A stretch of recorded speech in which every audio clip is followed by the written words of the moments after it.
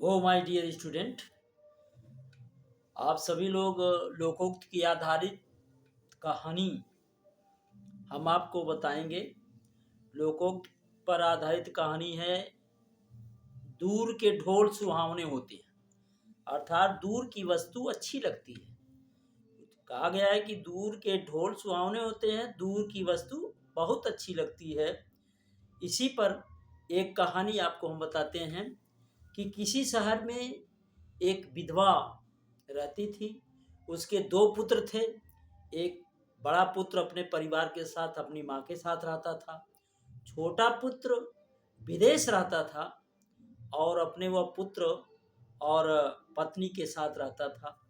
लेकिन उसकी देखभाल के लिए, माता की देखभाल के लिए वह हर महीने अच्छा खासा पैसा भेजता था, रुपया भेजता था और माँ बहुत ही खुश थी, प्रसन्न थी।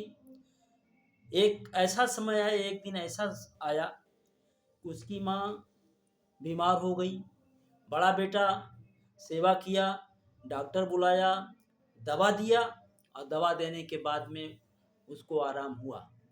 लेकिन छोटा पुत्र यह बात सुन करके आया नहीं, बल्कि वह पैसा रुपए भेज दिया।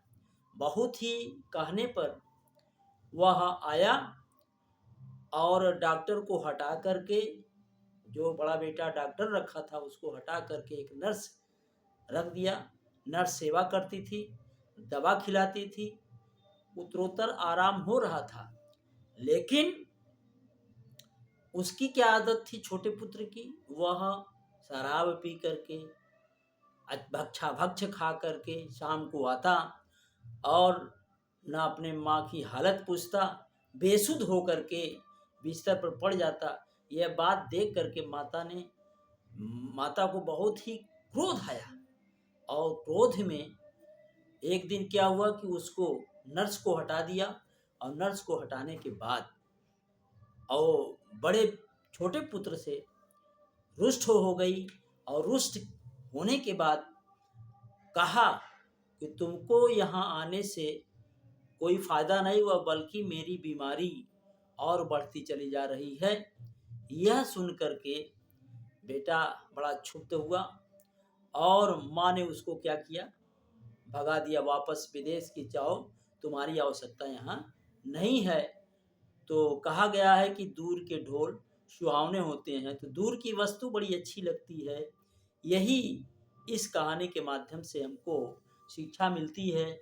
और लोकोक्ति, ये कहानियाँ और मुहावरे हर कंपटीशन में पूछा जाता है, खासकर चाहे वो किसी भी कोर्स में, इंटरमीडिएट कोर्स में हो या और अन्य कोर्स में हो, कंपटीशन हो, उसमें ज़रूर पूछा जाता है।